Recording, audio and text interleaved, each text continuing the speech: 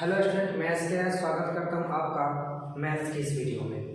जैसा कि स्टूडेंट आपका 10th का एग्जाम जो है बहुत नज़दीक आ गया और 17 फरवरी से जो इसका एग्जाम जो है स्टार्ट हो जाएगा, जिसमें 17 फरवरी के जो है आपका मैथ का एग्जाम है। इस चीज़ को देखते हुए हमने ऑब्जेक्टिव और सब्जेक्टिव क्वेश्चन का सीरीज चलाया है। इसमें ऑब्जेक्टिव क्वेश्चन का सीरीज चला हुआ है, यदि आप नहीं देखे हैं तो जरूर देख लीजिएगा। और ये जो है आपका मोस्ट इम्पोर्टेंट सब्जेक्टिव क्वेश्चन का सीरीज चलाया जा रहा है, जो कि आज पार्ट 3 होगा। पार्ट 2 हमने बनाया है, पार्ट 1 और पार्ट 2 करके जो है कुल 15 प्रश्न बताए हैं, ठीक ना। उसे आप जरूर देख लीजिएगा, मोस्ट इम्पोर्टेंट प्रश्न है। इसी श्रृंखला को आगे बढ़ाते हुए आज जो है इम्पोर्टेंट प्रश्न लिए हैं। त्रिभुज से संबंधित कुछ क्वेश्चन है, त्रिकोण से संबंधित क्वेश्चन है, तो उसे आप अवश्य देखिएगा, ठीक है। आइए शुरू करते हैं आज का फर्स्ट क्वेश्चन। तो आज का जो प्रथम क्वेश्चन है वह कहता है कि यदि बिंदु P a,0 Q 0,B और R 2,2 संरेख है तो सिद्ध करें कि 1/a + 1/b = 1/2। तो ये आपको प्रूव करना है, ठीक ना। ये प्रूव करना है 1/a + 1/b = 1/2। हम पहले ही बोल दिए हैं कि आज जो है आपका बहुत ही महत्वपूर्ण इंपोर्टेंट प्रश्न सब लिए गए हैं, इसे आप मिस नहीं कीजिएगा। चलिए ध्यान दीजिए, 1/a + 1/b बराबर क्या हो जाएगा 1/2। ये आपको प्रूव करना है, जबकि आपको दिया गया है P a,0 Q 0,B और R 2,2 और ये क्या है संरेख है। ये क्या है संरेख है। तो यहाँ पर सबसे पहले देखिए बिंदु P दिया गया है a,0, Q है 0,B और R है 2,2। इसका मतलब ये हुआ कि इसको हम मानेंगे x1 y1 x2 y2 x3 y3। अब चूंकि ये तीनों बिंदु संरेख है, जब तीनों बिंदु संरेख होता है इसका मतलब कि एक ही रेखा पर ये बिंदु स्थित होते हैं। एक ही रेखा पर से तीन बिंदु ही संरेख कहलाते हैं। तो ये संरेख है, इसका मतलब इससे कोई आकृति नहीं बनेगा, और आकृति नहीं बनेगा इसका मतलब इससे बनने वाले त्रिभुज का जो क्षेत्रफल होगा वह क्या हो जाएगा 0। इससे बनने वाले त्रिभुज का क्षेत्रफल क्या हो जाएगा 0 हो जाएगा। तो चूंकि हम यहाँ पर क्या लिखेंगे, चूंकि तीनों बिंदु संरेख हैं, तीनों बिंदुएं संरेख हैं, इसीलिए त्रिभुज का क्षेत्रफल, त्रिभुज इसे क्या बनेगा PQR का क्षेत्रफल बराबर हो जाएगा 0। अब आप क्षेत्रफल का फॉर्मूला आपको यहाँ ध्यान रखना है, क्या होता है 1/2 × x1 × y2 - y3 plus x2 × y3 - y1 plus x3 × y1 - y2 बराबर क्या हो जाएगा 0 हो जाएगा। तो अब इसे हम वैल्यू डाल देते हैं, तो 1/2 x1 देखिए ये हो जाएगा आपका x1 y1 x2 y2 x3 y3। यदि आपको नहीं समझ में आए तो आप बगल में लिख सकते हैं x1 y1 x2 y2 x3 y3।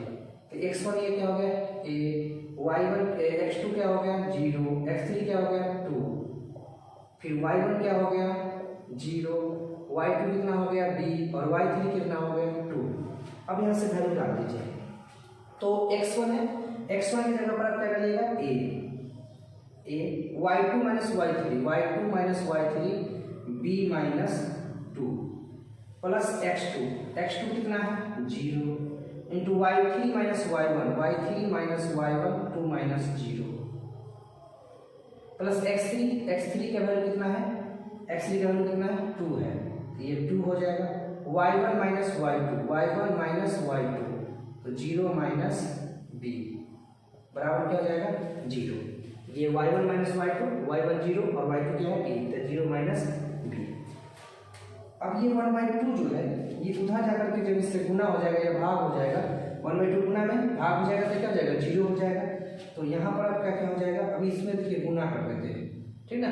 गुना करके एक एक करके, तो a से b में गुना करेंगे तो क्या हो जाएगा ab, फिर a में 2 से गुना करेंगे तो क्या हो जाएगा -2a, फिर ये प्लस ये तो 0 से गुना करने पर पूरा 0 हो जाएगा, प्लस अब ये 2 है 0 - b तो -b और -b में 2 से गुना करेंगे तो -2b हो जाएगा, -2b बराबर क्या हो जाएगा 0। ये 1/2 भाग में भी जाएगा फिर भी क्या हो जाएगा 0 ही हो जाएगा। तो इस तरह से आप यहाँ पर देख सकते हैं कि ये क्या हो जाएगा, ए बी माइनस 2a और माइनस 2b बराबर क्या हो जाएगा, 0। तो ये समझने में आपको कोई परेशानी नहीं होगी। अब आगे समझते हैं। अब यहाँ समझिए, ये ए बी है, क्या है ए बी को हम क्या करते हैं, इधर आने देते हैं, और जब ये दोनों उधर जाएगा तो दोनों को जो जाएगा प्लस में चला जाएगा, प्लस में चला जाएगा तो 2a का plus 2b, 2a plus 2b। अब अगर हम ए बी को उधर ले जाते हैं, इधर लाते हैं भाग में, तो यहाँ पर बचेगा 1 बराबर हो जाएगा 2a बटा में ए बी और प्लस 2b बटा में ए बी। दोनों को अलग अलग बटा में ए बी कर दिए, तो अलग अलग ए बी बटा में कर देंगे तो इस ए कट जाएगा, इस बी से बी कट जाएगा। अब ये 1 बराबर हो जाएगा, इसमें से यदि हम 2 कॉमन ले लेते हैं तो 1/b प्लस 1/a, और ये 2 नीचे आ जाएगा तो 1/2 बराबर 1/a प्लस 1/b। और यही आपको क्या करना था, प्रूव करना था। देख लीजिए 1/a प्लस 1/b बराबर 1/2। तो ये जो है आपका ये प्रूव हो गया। तो इस तरह से आप देखेंगे कि ये बहुत ही इंपॉर्टेंट प्रश्न था और एग्जाम में पूछे जाने की संभावना भी है ये, और ये बोर्ड वेटिंग क्वेश्चन भी है। तो इसे आप समझ गए होंगे और इसको आप बार बार देखिए ताकि आपको समझ में आ जाए। अगर नहीं समझ में आया एक बार में तो आप जरूर दोबारा देखिए, ठीक ना। तो इसको नोट कीजिए, फिर हम आगे जो है त्रिभुज से संबंधित एक बहुत ही मोस्ट इंपोर्टेंट क्वेश्चन आपके लिए था, इसको पहले नोट कीजिए।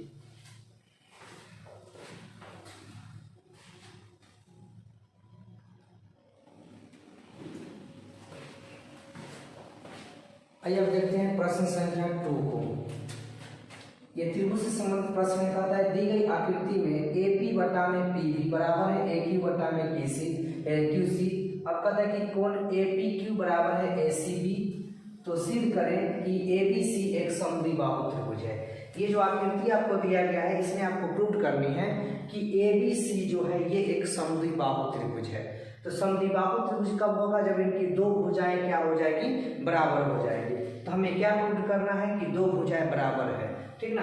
अब यहाँ पर समझिए आपको दिया गया है ए पी बटा में पी बी, ये ए पी बटा में पी बी बराबर ए क्यू बटा में क्यू सी दिया गया है। साथ में कौन ए पी क्यू बराबर दिया गया है ए सी बी। तो सबसे पहले तो हम यहाँ पर ये चीज करते हैं कि आकृति बना लेते हैं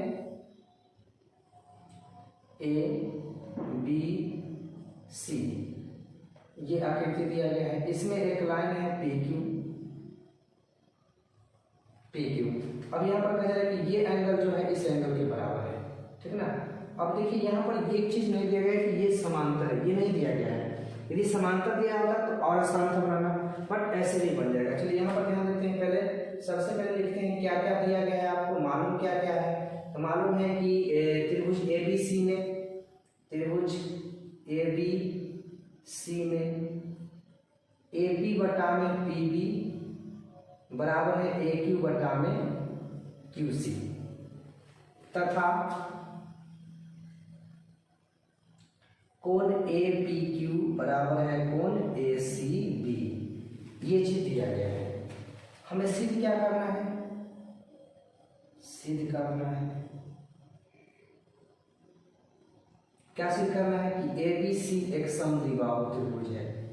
ए बी सी एक समद्विबाहु त्रिभुज है, प्रमाण। अब ध्यान दीजिए, क्योंकि हमको क्या दिया गया है ए पी बटा में पी बी, ए पी बटा में पी बी बराबर क्या दिया गया है ए क्यू बटा में क्यू सी, ए क्यू बटा में क्यू सी, ये दिया गया है। अब हम ऐसा क्या कर सकते हैं, इसको उलट कर भी लिख सकते हैं। तो ये चला जाएगा पी बी ऊपर बटा में ये ए पी चला जाएगा बराबर क्यू सी चला जाएगा ऊपर और ए क्यू नीचे आ जाएगा। दोनों तरफ 1 ऐड कर देते हैं, दोनों तरफ एक जोड़ने पर। अब इसको हम ऐड करते हैं तो ये क्या हो जाएगा पी बी बटा में ए पी प्लस 1 बराबर क्यू सी बटा में ए क्यू प्लस 1। अब यहाँ पर हम क्या करेंगे, भिन्न का जोड़ कर देंगे। भिन्न का जोड़ क्या हो जाएगा ए पी हो जाएगा, नीचे क्या आ जाएगा ए पी, और ये हो जाएगा P B plus A P, P B plus A P बराबर ये इसका एल्सियम कितना हो जाएगा ए क्यू, और ये जाएगा Q C plus A Q, Q C plus A Q. दोनों को ऐड कर देते हैं, P B plus A P, P B plus A P क्या हो जाएगा ए बी बटा में ए पी बराबर ये दोनों को ऐड करेंगे तो क्या हो जाएगा क्यू सी ए सी बटा में ए क्यू। तो इससे साफ देख रहे हैं कि बड़े त्रिभुज का ए बी और छोटे त्रिभुज का ए बी इसमें भी इस तरह से क्या अनुपातिक में आ गया। तो यहाँ पर आप चाहे समीकरण 1 मान सकते हैं। अब त्रिभुज ए बी सी तथा त्रिभुज ए पी क्यू में चूंकि ये आ गया आपका ए बी बटा में ए पी बराबर है ए सी बटा में ए क्यू, समीकरण कैसे 1 से। तथा इसी त्रिभुज में आप देखिए कि ये जो कोण है ये, ठीक ना, यहाँ पर समझते हैं ये जो कोण है ये उभयनिष्ठ है। इस त्रिभुज ए बी सी में भी ये कोण है और ये ए पी क्यू में भी है। तो कोण ए बराबर कोण ए, कोण ए बराबर कोण ए, उभयनिष्ठ कोण, उभयनिष्ठ कोण। अतः किस समरूपता से एस ए एस समरूपता से ये जो त्रिभुज है ए बी सी वह समरूप हो गया, त्रिभुज ए बी सी समरूप हो गया त्रिभुज ए पी क्यू। समझ गए यहाँ तक। अब जानते हैं कि दो समरूप त्रिभुज के संगत कोण बराबर होते हैं, क्योंकि दो समरूप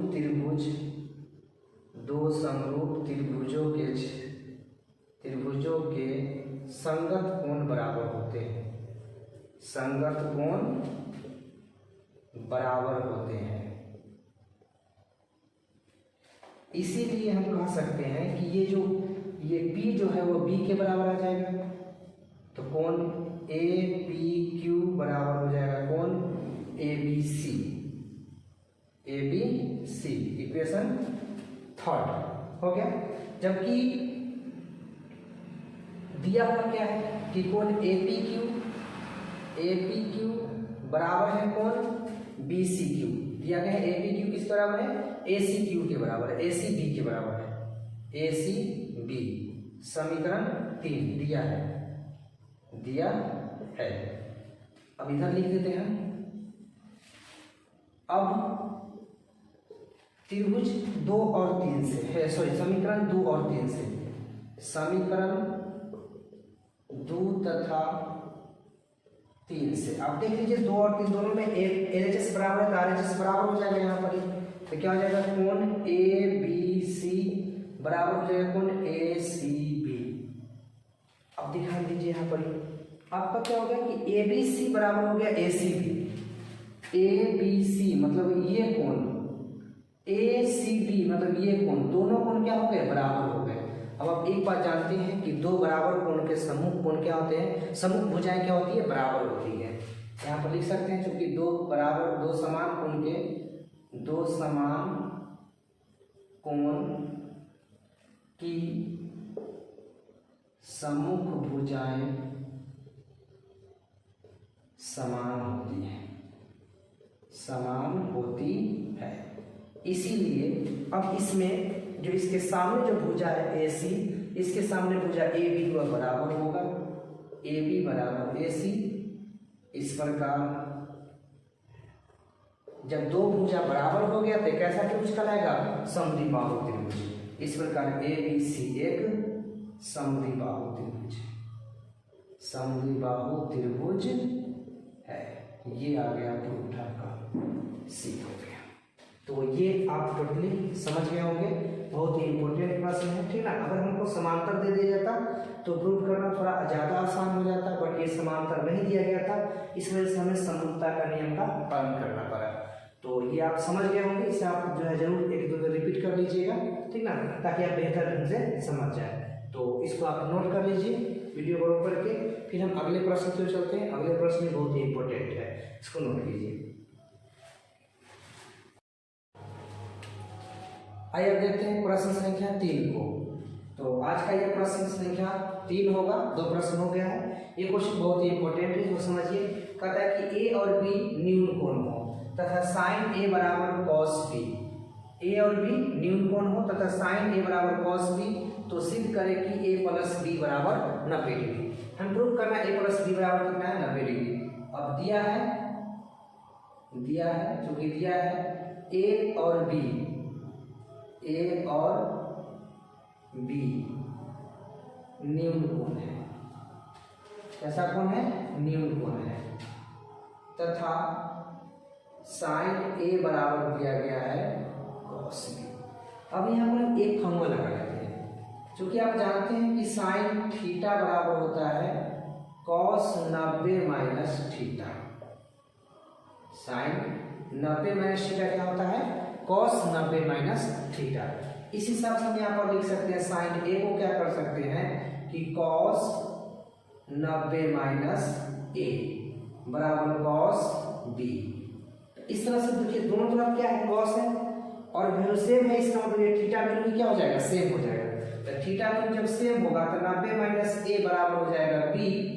और इस तरह से ए अगर उधर ले जाते हैं हम, तो ये जो आपका 90 डिग्री है, ठीक ना, 90 डिग्री बराबर ए प्लस क्या हो जाएगा बी। तो इस तरह से ए प्लस बी बराबर हो गया 90 डिग्री।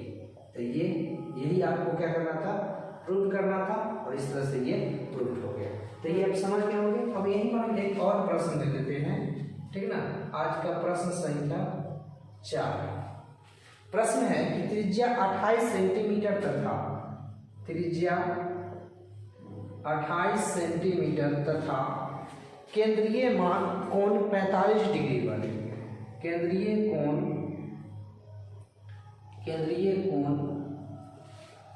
45 डिग्री वाले वृत्त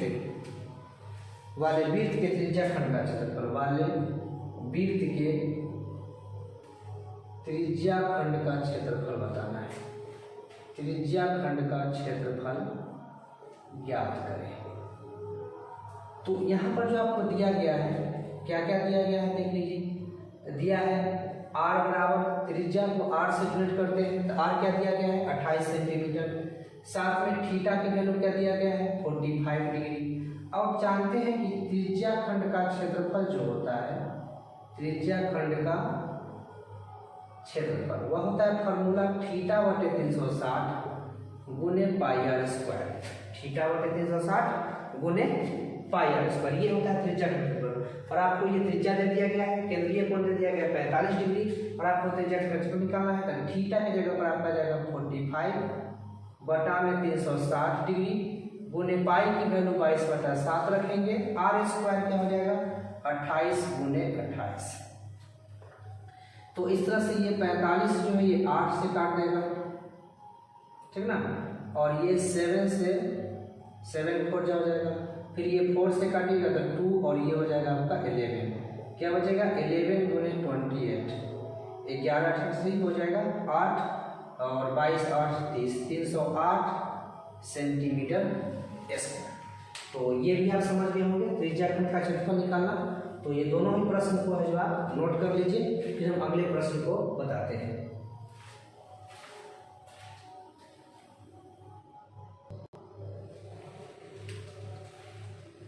आइए अब देखते हैं आज का 5वां प्रश्न। ये 5वां प्रश्न है, ये बहुत ही इंपॉर्टेंट प्रश्न है, आप ध्यान से समझिएगा।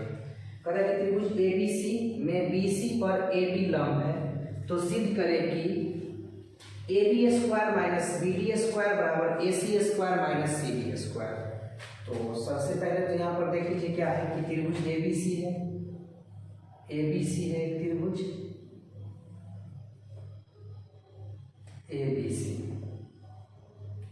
इसमें कहा जा रहा है कि BC पर AD लंब है। ये BC पर AD क्या है, लंब है। ये BC हो गया, इस पर AD जो हो गया ये लंब हो गया। जहाँ लंब डलाता है वहाँ 90 डिग्री का एंगल बनाता है, तो यहाँ पर ये 90 डिग्री का एंगल बना दिया गया। और अब जो क्या क्या दिया गया है उसको लिख लेते हैं। दिया है कि ABC एक त्रिभुज है, एक त्रिभुज है जिसमें AD लंब BC है। ठीक है, अब सिद्ध क्या करना है वो लिख लेते हैं। सिद्ध करना है AB square minus BD square बराबर AC square minus CD square. तो प्रमाण, अब आगे क्यों चलते हैं। अब अगर हम ऐसा देखते हैं कि ये दोनों ही क्या हो गया, समकोण त्रिभुज, तो एक पाइथागोरस प्रमेय होता है, उसके सिद्धांत पर हम चलते हैं। तो त्रिभुज ABD में पहले आते हैं, ADB में, चूंकि कोण D इसका क्या है 90 डिग्री, अतः पाइथागोरस प्रमेय से, पाइथागोरस प्रमेय से क्या होता है, कर्ण स्क्वायर अन्य दो भुजाओं के वर्गों के बराबर होता है। इसका कर्ण कौन हो जाएगा, AB स्क्वायर बराबर क्या हो जाएगा, BD square plus AD square, BD square plus AB square, समीकरण 1। इसी प्रकार से आप उधर वाले त्रिभुज में ले लीजिए, जिस तरह से हम इस त्रिभुज ABD में लिए हैं ना, उसी प्रकार से आप त्रिभुज ACD में ले लीजिए। तो इसी प्रकार त्रिभुज ACD में, त्रिभुज ACD में क्या हो जाएगा आपका AC स्क्वायर बराबर ये आपका हो जाएगा CD स्क्वायर प्लस में ये क्या हो जाएगा आपका AC स्क्वायर, ये आपका हो जाएगा equation second, sorry AC square हो गया AD स्क्वायर होगा, AD स्क्वायर ये समझ में होंगे। इस त्रिभुज में इसका स्क्वायर बराबर BD square plus AD square, फिर इस त्रिभुज में आएंगे तो ये कर्ण हो जाएगा, तो AC स्क्वायर कर्ण बराबर BC square plus AD square. तो ये दोनों समीकरण आप समझ गए होंगे। अब आप एक चीज देखिए कि दोनों ने प्रूव करने वाला है, उसमें आपको AD नहीं है, दोनों समीकरण में देखिए AD है, तो AD को गायब करने के लिए दोनों समीकरण को घटा देते हैं, दोनों समीकरण को क्या कर देते हैं, घटा देते हैं। तो समीकरण 1 माइनस 2 करने पर तो 1 है, ये इसका LHS क्या है AB स्क्वायर, इसका LHS क्या है माइनस AC स्क्वायर है, इसका LHS है BD square plus AD square, BD square plus AD square minus फिर इसका आ जाएगा RHS CD square plus AD square, CD square plus AD square. तो ये AB square minus AC square बराबर BD square plus AB square, minus करेंगे तो minus CD square minus AD square, ये AD square से AD स्क्वायर क्या हो जाएगा आपका कट जाएगा, क्या बचेगा AB square minus AC square बराबर BD square minus CD square. तो प्रूफ क्या करना है, AB square minus BD square, तो AB स्क्वायर को इधर रहने देते हैं, माइनस में आएगा क्या BD स्क्वायर, इस तरह से अब AC यदि उधर जाएगा तो कौन ये चला जाएगा प्लस में, माइनस में CD स्क्वायर उधर है। तो यही आपको जो करना था प्रूफ करना था, तो ये आप समझ गए होंगे। तो बहुत ही आसान था, बट ऐसे प्रश्न जो है एग्जाम में पूछे जाते हैं, इसलिए आपको ऐसे प्रश्न को ध्यान में रखना चाहिए। तो इस प्रश्न को जो है आप नोट कीजिए, फिर हम अगले प्रश्न की ओर चलते हैं।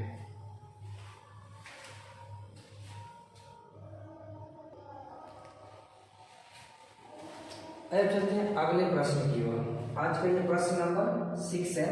कहता है यदि O केंद्र वाले वृत्त के बाह्य बिंदु T से वृत्त पर दो स्पर्श रेखाएं TA और TB खींची गई है, तो सिद्ध करें कि TA और TB क्या है बराबर है। बहुत ही इंपॉर्टेंट प्रश्न है, ध्यान से समझिएगा। यहाँ पर क्या कहा जा रहा है कि O केंद्र वाला एक वृत्त है, इसका केंद्र है और इस केंद्र का नाम है O। एक बाह्य बिंदु T है जहां से दो स्पर्श रेखाएं इस पर खींची गई है, दो स्पर्श रेखाएं, एक आपका है TA और एक आपका स्पर्श रेखा है TB, जिसका केंद्र O है। समझ गए। तो इसमें दिया क्या गया है कि O केंद्र वाला वृत्त है, O केंद्र वाले वृत्त पर एक बाह्य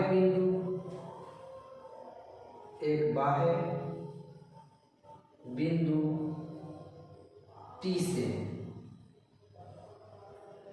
स्पर्श रेखाएं, दो स्पर्श रेखाएं TA और टी भी खींची गई है, टी भी खींची गई है। सिद्ध करना है, क्या सिद्ध करना है? सिद्ध करना है कि ये टी ए जो है वह टी बी के बराबर है। ये प्रूव करना है टी ए बराबर टी बी है, ठीक है ना। ऑब्जेक्टिव में भी इससे प्रश्न पूछे जाते हैं। ऑब्जेक्टिव में ऐसे पूछे जाएंगे कि यदि टी ए की लंबाई 8 सेंटीमीटर है तो टी बी की लंबाई कितना होगा, तो 8 ही हो जाएगा। तो इसमें हम एक छोटा सा रचना कर लेते हैं कि ओ को ए तथा बी से मिलाया। अब इसको मिला देते हैं इस तरह से, ठीक ना। अब समझिए, ओ को ए तथा बी से मिलाया और साथ में ओ को टी से मिला देते हैं, तथा ओ को टी से मिलाया, ओ को टी से मिलाया, ताकि ये त्रिभुज प्राप्त हो जाएगा। तो इसको भी मिला दिए, दो त्रिभुज प्राप्त हो गए। हमें प्रूफ क्या करना है? टी ए बराबर क्या है? टी बी है। अब देखिए, यदि हम दोनों त्रिभुज को सर्वानुसम प्रूफ कर देंगे तो आसानी से टी ए बराबर क्या हो जाएगा? टी बी हो जाएगा। तो प्रमाण, तो त्रिभुज इसमें ले लेते हैं टी ए ओ तथा त्रिभुज टी बी ओ, त्रिभुज टी बी ओ में। अब एक बात समझिए, जब स्पर्श रेखा स्पर्श बिंदु से जाने वाली त्रिज्या पर लंब होती है, इसका मतलब यहाँ पर क्या डिग्री का एंगल बनेगा? 90 डिग्री का। उसी तरह से यहाँ पर भी क्या डिग्री का एंगल बनेगा? 90 डिग्री का, ठीक ना। तो हम यहाँ पर लिख सकते हैं, क्योंकि इस टी ए ओ में कोण ए जो है और इसमें कोण बी जो है, ये दोनों ही क्या है? 90 डिग्री। स्पर्श रेखा त्रिज्या पर लंब, स्पर्श रेखा त्रिज्या पर लंब होती है, त्रिज्या पर लंब होती है। इसी कारण से ये क्या हो गए थे? ये बराबर हो गए थे। अब आगे समझिएगा, जब ये कोण दोनों कोण क्या हो गया? 90 डिग्री, तो बराबर हो गया। अब ये ओ ए जो है, ये वृत्त की क्या है? त्रिज्या है। ये ओ ए वृत्त की त्रिज्या है, ओ भी तो त्रिज्या है। इसका मतलब ओ ए बराबर क्या हो जाएगा? ओ बी हो जाएगा। ओ ए बराबर ओ बी। ये क्यों बराबर है? क्योंकि ये वृत्त की त्रिज्या है। समझ में आ गया? अब आप साथ में देख सकते हैं कि ओ टी, ये क्या है? ओ टी, ठीक ना। तो ओ टी दोनों में है, तो ओ टी बराबर ओ टी हो जाएगा। ओ टी बराबर ओ टी, ये क्या बराबर है? तो ये उभयनिष्ठ भुजा है, उभयनिष्ठ भुजा है। इस प्रकार आप देख सकते हैं, ठीक ना, कि एक 90 डिग्री बराबर हो गया, इसका कर्म जो है वो बराबर हो गया और एक अलग वाली भुजा बराबर हो गई। इस रूल्स को कहते हैं RHS नियम। अतः RHS सर्वांग समता से, सर्वांग समता से राइट एंगल हो गया, ये कर्म हो गया और ये आपका एस साइड भुजा हो गया, ठीक ना, सर्वांग समता से। त्रिभुज TAO सर्वांगसम है त्रिभुज TBO। इसीलिए दो सर्वांगसम त्रिभुज की संगत भुजाएं क्या होती है? बराबर होती है। तो कहा जाएगा TA बराबर TB, TA बराबर TB। इसको शॉर्टकट में क्या लिख सकते हैं? CPCT से, CPCT से प्रूव्ड। तो ये आप समझ गए होंगे, ठीक ना, कि बाह्य बिंदु से वृत्त पर खींची गई स्पर्श रेखाओं की लंबाइयां समान होती है। ये हमने प्रूव कर दिया। एग्जाम में इससे ऑब्जेक्टिव से ही प्रश्न पूछे जाते हैं, ठीक ना। तो ये अगर आप समझ गए होंगे तो अपने दोस्तों को भी जरूर शेयर कीजिएगा और उन्हें जो है, अगर उनको भी यह बेहतर लगे तो उनको भी कहिएगा, अपने दोस्तों को भी शेयर करें, ठीक ना, आगे। और सब्सक्राइब करना नहीं भूलिएगा। यदि आप लाइक नहीं किए तो लाइक भी कर लीजिए। धन्यवाद।